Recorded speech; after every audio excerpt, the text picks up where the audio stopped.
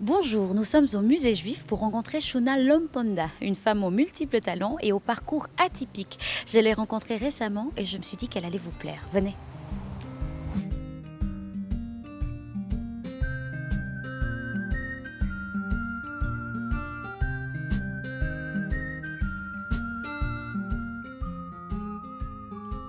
Bonjour Shuna. Bonjour Véro. Merci de nous accorder ce moment sur ton lieu de travail en plus. Moi, j'ai beaucoup ri la dernière fois que je t'ai entendue. Tu prononçais un discours lors d'une soirée organisée par un réseau de femmes qui s'appelle Wonder Woman. Et c'est vrai qu'aujourd'hui, tu es à un endroit où on ne t'attendait pas. Tu es responsable communication, porte-parole du musée juif. C'est plutôt peu commun pour une Congolaise. Mais c'est vrai, je crois que c'est plutôt peu commun, c'est vrai, pour une femme non juive peut-être, dans l'idée que l'on a des juifs, dans les préjugés que l'on a et des clichés qu'ils vivent qu'entre eux, qu'ils sont très communautaristes. Donc avoir une porte-parole, la personne qui représente cette institution, qui soit femme, qui soit noire, qui soit non-juive, c'est vrai que ça a de quoi surprendre. Tu as donc fait des études en communication. Tu viens d'ailleurs de recevoir au mois de janvier dernier un prix de l'UFA, l'Union des femmes africaines. Félicitations. Merci, merci. Et je pense qu'on s'est loupé en fait. On s'est loupé dans les couloirs de l'EFAP international pour ne pas la citer, donc l'actuel ECS.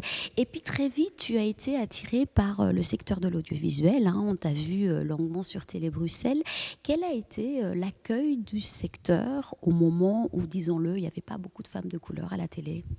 Il n'y avait pas beaucoup de personnes de couleur, tout simplement.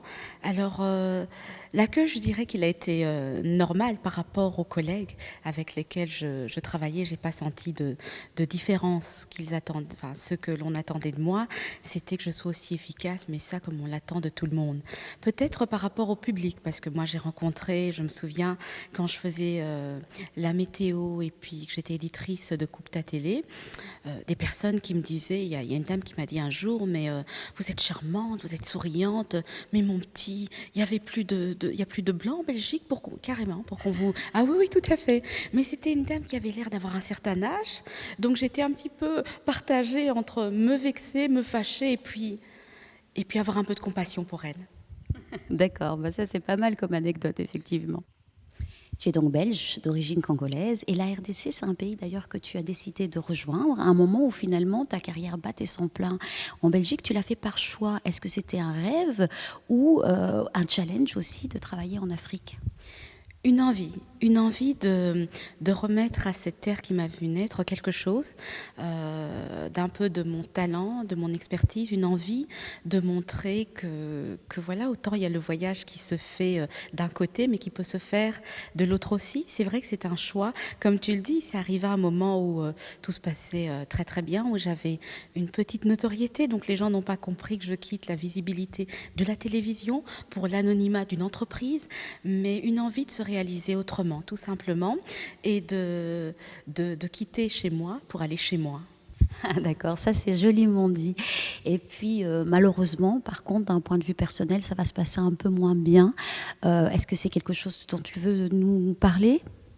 Écoute, ça s'est pas passé comme je l'imaginais. Je veux dire, j'ai fait un mariage très malheureux où j'ai subi des violences conjugales. Mais je vais bien, donc ça prouve qu'on peut s'en remettre et qu'on peut se relever de tout ça. Ce que j'en retiens, moi, comme leçon, tu sais, c'est que dans la vie, c'est très important les choix que l'on fait. Parce qu'ils déterminent notre bonheur ou notre malheur. Ils peuvent même déterminer notre vie ou notre mort. Absolument, absolument. Tu as donc été victime de violences conjugales, période de ta vie que bizarrement tu évoques assez librement, même avec une touche d'humour. Est-ce que c'est important pour toi de désacraliser la réussite et de montrer que même Shuna Lomponda peut connaître des moments plus douloureux ? Je ne sais pas si c'est pour désacraliser la réussite ou plutôt pour me montrer à moi-même que je suis guérie, qu'on peut se relever de ce genre de choses, de ce genre de tragédie, qu'on peut s'en remettre et survivre. S'il y a quelque temps, quand je vivais ces choses, tu m'aurais dit, écoute, dans quelques années, tu seras souriante, tu seras en paix avec toi-même, tu seras heureuse, je ne l'aurais pas cru. Et j'en parle aussi avec humour pour montrer que oui, ça s'est passé, mais oui, on peut en sortir et c'est ce que j'ai envie qu'on garde. Et que ça peut arriver aux plus fortes finalement aussi. Oui. Ça peut arriver aux plus fortes et ce n'est pas de votre faute. Moi, j'ai eu longtemps un sentiment de culpabilité, mais ce n'est pas la personne qui subit les coups qui doit être coupable. Donc j'ai fait la paix avec ça et je n'ai plus de sentiment de honte, ce qui a fait certainement, ce qui m'a donné le courage de pouvoir en parler avec humour. En tout cas, c'est une belle leçon de vie que tu transmets aux femmes aujourd'hui et notamment à celles qui, quelque part, n'osent pas encore en parler ou sont encore dans cette situation.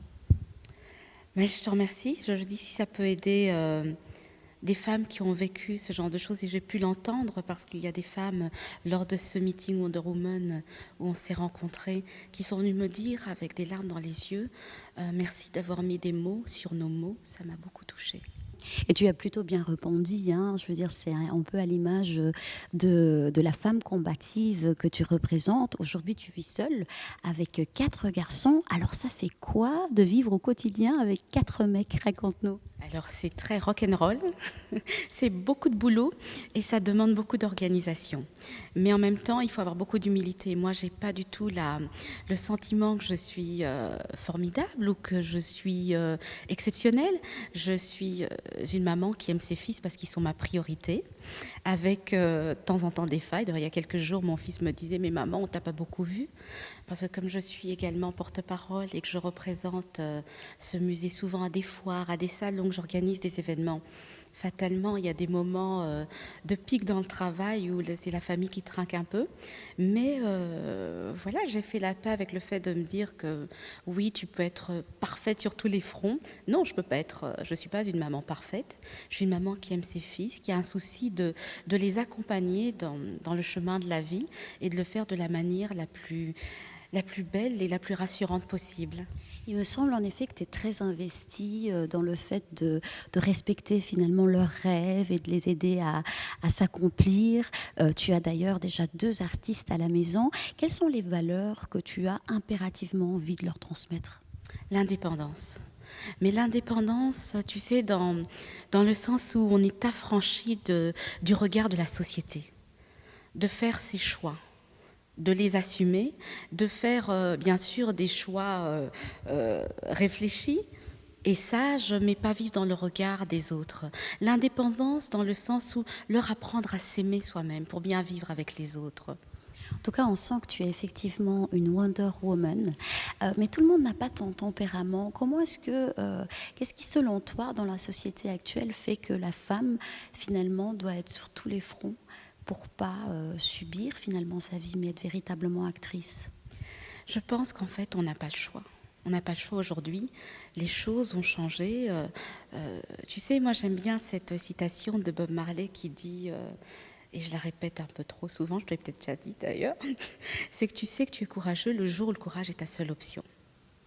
Je n'ai pas d'autre choix que d'être sur tous les fronts, parce que quand je me réveille le matin, j'aimerais bien avoir le luxe de me dire, allez, je vais laisser papa faire ça, mais le papa, il n'est pas là. En tout cas, tu as l'air d'une femme heureuse, d'une professionnelle heureuse et d'une maman heureuse. Donc, ma dernière question est attendue. Quelle est ta définition du bonheur, Shuna? Ma définition du bonheur, c'est bonne question. C'est s'aimer soi, c'est aimer les autres, c'est faire des choses qui vous passionnent dans le domaine professionnel, dans le domaine privé. C'est savoir se réjouir de plein de choses qui paraissent parfois toutes petites dans la vie, mais qui sont tellement importantes. Voilà, j'espère que comme moi, vous avez apprécié cette entrevue avec Shuna, une femme déterminée et inspirante. Si c'est le cas, soyez généreux, partagez cette vidéo.